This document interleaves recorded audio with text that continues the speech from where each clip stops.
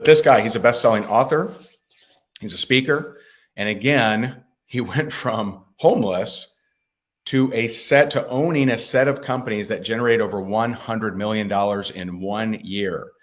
I mean, man, if that's possible, then what else is possible? And so I'm honored. I'm speaking at his event later this month. And he has just opened it up where you can actually attend the event, and he's going to give you the details for $1. And he's got some amazing speakers. I'm honored to be a part of it. And so please help me welcome the one and only Stephen Scoggins. Stephen, what's going on? What's going on, man? So good to see you, dude. Yeah, good to see you. Did you enjoy your brief stint in Naples? Man, I love my brief stint in Naples. I actually can't wait to get back around you and Jess, man. It's going to be amazing next time we connect for sure. Yeah, man. So, all right. So I guess step one is tell us about this story. Tell us like how did you end up homeless? Like what was that? What led to that? Love to hear that. Yeah, absolutely. I mean, it's a pretty lengthy story, but just to suffice it to say, I grew up in a broken home, unfortunately. Father dealt a lot with alcohol. Mother dealt a lot with, unfortunately, not necessarily mental illness, but instability. You know, she was abused. I later discovered she was abused when she was a child. So, you know, they had like a very difficult relationship, to say the least. They divorced when I was 3. Moved in with my grandmother. Moved in. They kind of went and kind of chased their own, like, you know, separate stuff. And you know, I remember at 9 years old, my grandmother comes up to me for the first time and basically says, "Stephen, I need your help." Now, keep in mind, I've got a GI Joe in one hand, Transformer in the other. Snake Eyes is about to whoop Bumblebee's butt. But here I am with my nanny. She's like looking at me, crying with tears in her eyes, and said, "I need your help." And you know, that was my first stint at what would become this need or desire or want to take care of other people. Long story short, she passed away the time I was 11. Very, very quickly went into the construction industry. And I think that's when I actually heard my first life lie. You see, my father told me that Scoggins don't get ahead, they get by. And I find that a lot of us, unfortunately, struggle with these types of life lies that end up governing a good chunk of our life as a result. And, you know, at first, I didn't really know what to think of it. You know, we didn't have a lot. We didn't grow up with a lot. You know, it wasn't common for our water to get shut off, or our lights to get shut off, or stuff like that. It wasn't, you know, when you're younger, you don't really realize that you're kind of going through that big of a struggle. But, you know, as you become older and older, you kind of get further and further down that path. And around the time I turned 17 years old, I'd been working on the framing crew for some time. And that's when I met my first mentor. His name was Steve Myers, my dad's employer. And for some reason, he saw me working, pulled me in his Jeep Grand Cherokee, and he asked me a very simple question. He said, "What's the difference between a rich man and a poor man?" I'm like, "Well, duh, money. Of course it's money. It's got to be money, right?" Yeah. He's like, "Absolutely not. It's the way they think." Now, the next question he asked me ultimately changed everything. And the question he asked me was, "Do you want to continue thinking like your father, or do you want to learn to think like me?" Now, my mental Rolodex went like, zzz, like I'm playing the. You want to defend? I bet you want to defend and be like, "Hey, man." You know, well, yeah, but then I was thinking the normal reaction. Yeah, but then I went through. You know, I was like, okay, well, my dad's always borrowing money. He's never repaying the money. We're always running into financial difficulty. I've now had to co-sign, you know, because for light bills and stuff like that around 18 years old, you know, in order to, you know, kind of move the bill somewhere else. And then I would contrast that with this guy named Steve, and it was common for him to go into a barbecue restaurant, put $1,000 under the hush puppies, and leave it there as a tip for a single waitress. You know, a waitress that has like a single child. And I just remember being in that moment. It's like, I want to live like this. Right. Sure. And, you know, first, like what a bold dude. Right. Because I think, you know, most people would kind of like, man, I wish I could teach that kid, but his old man, you know, for him to say it exactly that way is what a bold guy, like what an amazing guy. Yeah. I mean, it totally stabbed me in the heart, and it changed everything. Because up until that time, I hadn't had what I refer to, one of the things we teach at Transform You is the 7 levels of life mastery. And I hadn't had step number 1, which is the awakening. I hadn't been awoken yet, you know. Right. And, you know, one of the things I love about your audience so much is that each of them have had this awakening moment, and they're ready for more. They're ready to do more. They're ready to ultimately put their future in their hands. And, you know, had I not had that awakening moment, I would definitely not be where I'm at. Now, unfortunately, I'd love to say that I learned it all right the first time. All of it stuck in my ears and, like, you know, went in one side and actually stuck, but it didn't. What actually happened was Steve put me in business for myself, serving him, doing siding, as we call it, or siding as we call it here in North Carolina from time to time. And You know, I made a bunch of money really fast. 19 years old, never been taught how to handle money, never been taught how to steward wealth or any kind of leadership whatsoever. Right. And what do? You blow it. It's the same with my story. I made a Yeah. lot of money in real estate, didn't know what to do with it, wasn't a good steward. Same. And I think, but I think it's also right. It's historically, there's always seems to be some rite of passage that we also have to go through. Right. Mm-hmm. And I think that's one of the reasons why, ultimately, that those decisions led me into homelessness. But what kept me homeless was actually my pride and my ego. Mm-hmm. I didn't want to ask for help. I didn't want to admit that I needed help. I didn't want to admit that I had blind spots. I didn't want to admit that my emotional intelligence wasn't where it needed to be. Right. You know, and I think when we get into that, that's where the homelessness kind of piece again steps in. But on the other side of that, all you've got to do is learn to actually use what's at your disposal. So that's kind of how I got there to begin with. Yeah. And so what was there one like light bulb moment that changed the direction for you, or was it a series of things? Like what changed the direction? Yeah, so it was really two. So first of all, I was underneath the Capitol Boulevard Bridge, and I'd been couch surfing and doing other things. That was my first full night out by myself. And I remember thinking to myself, is this all my life is made up for?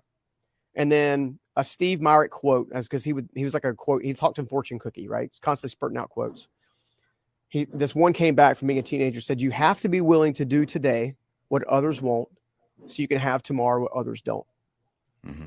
And as I'm out there looking around, stars, kind of chilly night, I'm like thinking to myself, like, what in the world? Like, what am I doing? What am I doing? And the very next thing that I remember doing after that was actually going to a public restroom, looking in the mirror and actually having a conversation with myself, saying, enough's enough. This will never happen again. I'm not looking back. I don't know who I need to meet, what I need to do, what I need to learn, but I will not stop until I've actually mastered some level of life. And then, hopefully go on to do some better things. Yeah, that's awesome. And so what were some of the steps that you took to get out of that? Well, I think the number one step that anybody's got to do to kind of level up is actually going to have to be okay with learning again. I think it's really easy to trap yourself in thinking, like the Scoggins history. I learned about the Scoggins history, 450 plus years. Not a single Scoggins had been affluent. Not a single Scoggins had been impactful. Not any one of them have actually had a level of influence in 450 years. And at some point in time, the person's got to be like, I'm going to be the one. Yeah. Right. And they've got to open themselves up to new things and new learnings, which not everybody does. Unfortunately, we like to think we got it all figured out. But then you can't pay a bill, or then you can't make the relationship. Just blame something outside of you versus I need to learn more. Exactly. That's one of the reasons why I love your content so much and why I study it all the time, is because I like how you're constantly talking about just as much about life as you are about leveling up. Sure. A lot of your new tweets and stuff like that have all been impactful in this. It's like, look, here's a limiting belief. Here's a blind spot. You can't talk to yourself like this. You can't let these kinds of people around you. And, I think it's one of the reasons why I admire you so much myself. I appreciate it, man. I appreciate it. So let's transition a little bit, and everyone's loving I don't know if you see the comments, but everyone's loving your story. And so drop them some love. If you're getting value, at least hit the like button. It's easy for you to do, but it's meaningful to us. So tell me about this event. So I know I'm speaking there, so I know a little bit. So we know we've already got an awesome event because Ray's coming, guys. Ray is coming. Yeah, I'm super stoked about that. Yeah, look, it's the way I like to say it. It's Transform You Live is the one event that you can come to literally go from stuck to unstoppable. I think as thought leaders, one of the things that we are constantly debating and trying to position and trying to understand is what serves the audience the best. Well, the number one thing that I think everyone is missing is a playbook for life, an actual playbook, something that you can actually have documented for yourself, because not every single technique taught affects every single person. What normally happens is every single person will use a series of techniques in a specific order in order to magnify their journey based on the principles that they're using. And at Transform You Live, that's what we do. We're going to be teaching you the principles and the building blocks and the foundations of actually what to do next to make sure that you can actually take that next step. I was just looking. So probably should have got this from you earlier. So you just now made it to where people can attend for $1, but I actually don't have a link that does that, or do I? Check your email. Oh, okay. I sent you a new one a few minutes ago, but yeah. You did. Oh, Yep. okay. It might be a different thread. And talk to me about, now there's a virtual component to this, and there's also a live component. Like how does that work? Yeah. So I'm very fortunate and blessed. I own a live event center here in Raleigh, North Carolina. And while my auditorium seats almost 450 people, I'm only going to allow 200 people here just to make sure we're as safe as we can be to actually attend, where they can actually have one-to-one interactions with many of the speakers like yourself. We've got Anthony Trucks, Amberly Lago, Mel Abraham, Tom and Lisa Billier tuning in. We've got, Ray Higdon, the one and only, right? Ira Davis, Mark Drager. We got an all-star lineup. Apollonia Ponte, all of these folks are here to kind of serve people. And the core difference is the interaction level. Maybe I've got some surprise stuff on even night number 2 that's going to blow some people's minds.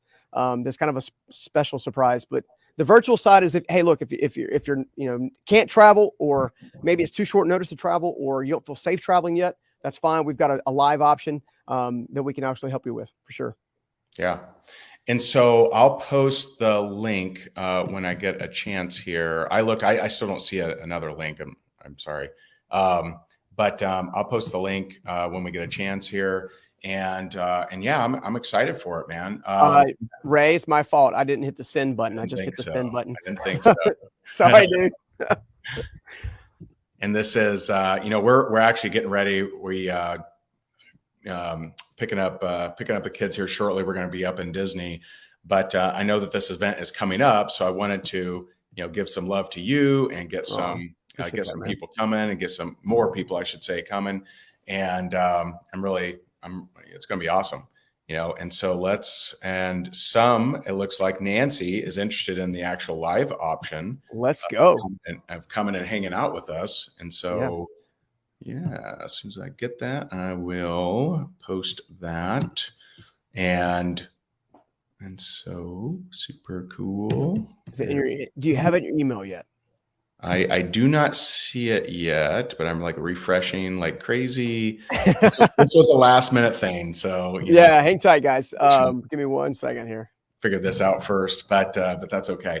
But I was just really, blown away with your story, and just really impressed with your story and what you're doing. And so that's why I wanted to have you on here. So it's kind of last minute, because this wasn't planned at all. I texted him like an hour ago. I was at lunch, and I'm like, hey man, what are you doing at 2?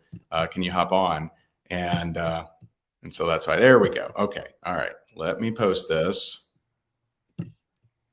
So now here's the link. We're going to figure this technology thing out, guys. So I apologize about the delay. Yeah. And so I posted a link in the comments, and what I'll do is, after we finish up here, I'll edit the description and include it in there as well. But I'm really excited. I can just tell from, your heart and your story that you have some value that people could really benefit from. And obviously I'd love for some of our people to, attend and get that awesome stuff and get that inspiration. And of course, I'm excited to share as well. And so I posted the link. It's in the comments. I'll also post in the description.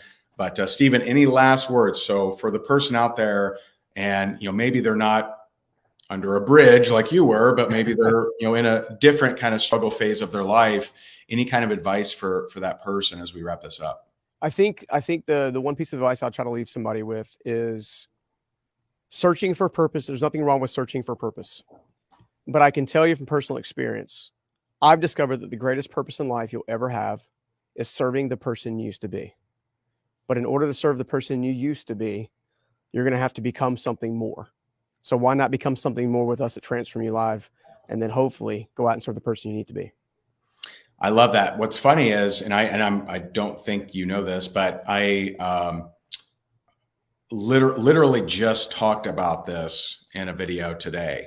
That's crazy. Serving the person you used to be. Or no, I talked about last night. So last night I did a training last night, and I talked all about that. And I just thought about, who did I used to be, and just really thinking about that person that struggles with self-worth, that person that kept people at base because he'd been betrayed in the past, the person that was a workaholic, always said he'd spend more time with his kids, but instead would work.